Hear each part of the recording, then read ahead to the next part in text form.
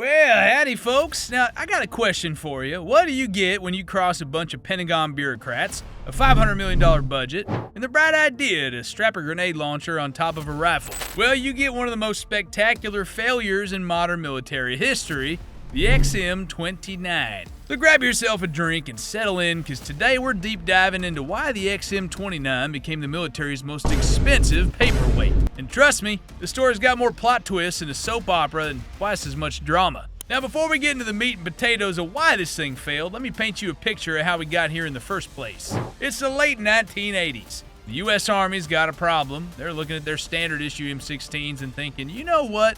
These things ain't cutting it anymore. See, the Army had this wild idea that they could create a weapon so advanced, so revolutionary, that it would give American soldiers an unfair advantage on any battlefield. Enter the OICW program. That is Objective Individual Combat Weapon, for those keeping score at home. And let me tell you, the name alone should have been a red flag. Anytime the military starts throwing around words like objective and individual, you know they're about to spend your tax dollars on something that sounds like it came straight out of a sci-fi movie. The concept was simple enough, at least on paper it was. Take a 5.56 assault rifle, slap a 20mm grenade launcher on top of it, add a fancy computer scope that can program smart grenades, and boom, you got yourself a super soldier weapon. It was a Starship Troopers gun before the movie was ever made. So let's break down what this technological marvel was supposed to be. Because on paper, the XM-29 looked like something a 12-year-old would design if you gave him unlimited access to Call of Duty in a Pentagon budget. First off, we're talking about a weapon system that weighed in at a hefty 18 pounds when fully loaded. Now, for comparison, your standard M4 carbine with all the bells and whistles comes in at around 8 to 9 pounds. So,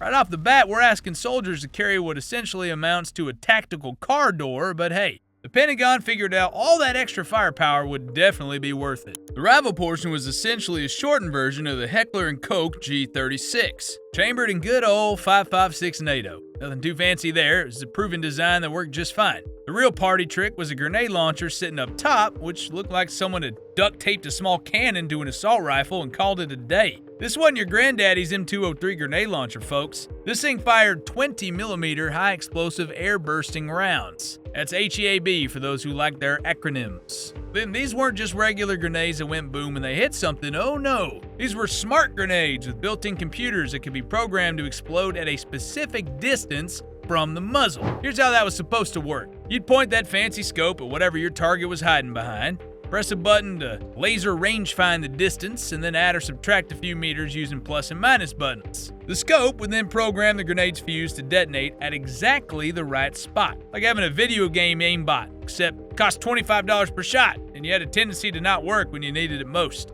But here's where our story takes its first turn from the ambitious military project to, how did nobody think to check if this was legal first? See, there's this little old thing called the Hague Convention of 1899, and it has some pretty specific rules about what you can and cannot shoot at people during wartime. One of those rules is that you can't use bullets that explode inside the human body. It's been illegal for over 120 years, folks. This isn't some obscure legal technicality, it's one of the basic rules of warfare. Now, the military tried to get around this by saying, well, technically these aren't exploding bullets, they're just really small grenades. And sure, there's a weight limit. If your projectile weighs more than 400 grams, it's considered ordnance and not a bullet. Problem is, those 20mm HEAB rounds, they weighed less than 400 grams. But hold on, it gets better. The military lawyers said, well, these are designed to explode above the target, not inside them, so it's totally legal. Which, that's all fine and dandy, except for one tiny little problem. If you can program a grenade to explode 2 feet past a wall,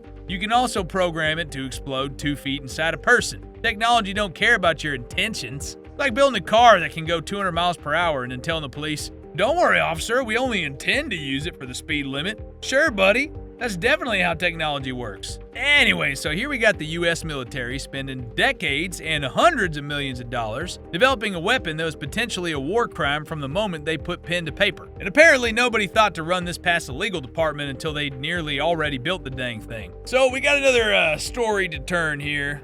From potentially illegal weapon to expensive paperweight that doesn't work anyway. Let's start with that 18-pound weight I mentioned earlier. Now, I don't know if any of you have ever had to hump a ruck through rough terrain while people are shooting at you, but I can tell you that every ounce matters. Asking a soldier to carry what essentially amounts to a small refrigerator while they're already loaded down with body armor, ammunition, water, and all the other gear they need to stay alive? Well, that's like asking a marathon runner to wear concrete boots while carrying a bowling ball. But the weight was just the beginning of the problems. Remember them fancy smart grenades? Well, turns out cramming a computer, sensors, and a fuse into a 20mm projectile while still leaving enough room for, explosives to actually do damage, a little harder than it sounds. The electronics took up so much space that there wasn't much room left for the boom, if you catch my drift. Like trying to fit a smartphone into a Tic Tac container. Technically, you probably could do it, but it's not very practical. And speaking of those electronics, let me tell you about the reliability issues.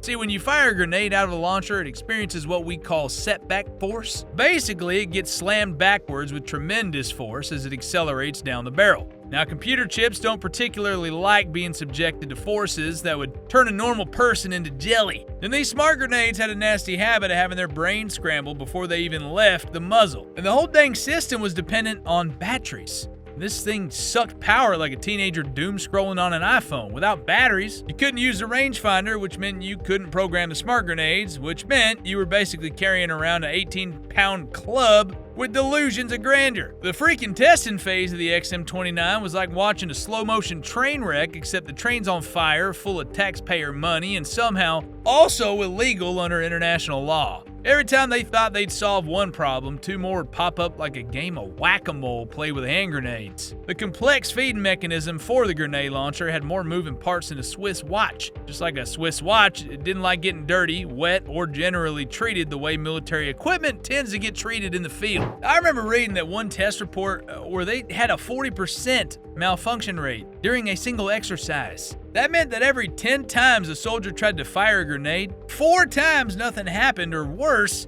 something happened that wasn't supposed to happen. In combat, that ain't just embarrassing, that's the kind of thing that gets you very shot and very unpleasant conversations with the enemy. So you're either captured or you're unalived. Now, the smart grenades themselves were another source of constant headaches. The programming system was so complex it took soldiers significantly longer to engage targets compared to just conventional weapons. Just imagine you're in a firefight. Bullets are flying everywhere, and instead of just pointing and shooting, you gotta fiddle with a dang button like you're trying to program a VCR while someone's throwing rocks at your head. But now let's dive into everyone's favorite topic, money. Specifically, how much of your hard-earned tax dollars got flushed down the drain on this potentially illegal boondoggle. The original budget was supposed to be around $14 billion over the life of the program, but here's the thing about government projects. They got a funny way of costing a lot more than originally planned, especially when you're developing something that might get you hauled in front of the Hague. By the time they started having serious doubts about the XM29, they'd already burned through over $500 million, and that was just for development.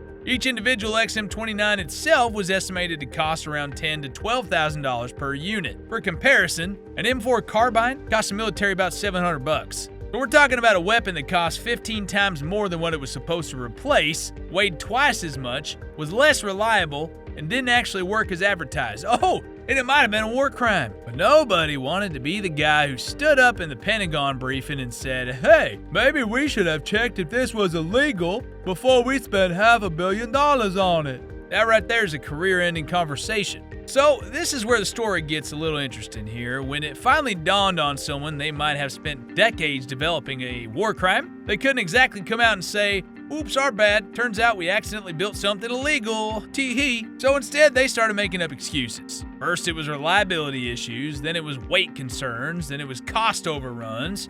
Anything except we might have accidentally violated international law for 20 years. The beginning of the end came in 2004 when the Army finally admitted what everyone already knew. The XM29 was never going to work as originally conceived. But instead of just canceling the program outright and admitting they'd screwed up, they decided to split it into 2 separate projects, like a divorced couple trying to divide their collection of broken dreams and dogs, children. Anyways, the rival portion became the XM8, which is essentially a Heckler & Koch G36 wrapped in plastic furniture. Oh, and it didn't offer any significant advantages over existing weapons. It too got canceled in 2005 after spending another $100 million, probably because someone realized that Spending that much money on a fancy plastic shell was almost as embarrassing as the original war crime weapon. And the grenade launcher portion became the XM25, and this is where things get real funny. They bumped up the caliber from 20mm to 25mm, which conveniently put it over that 400-gram weight limit I mentioned earlier.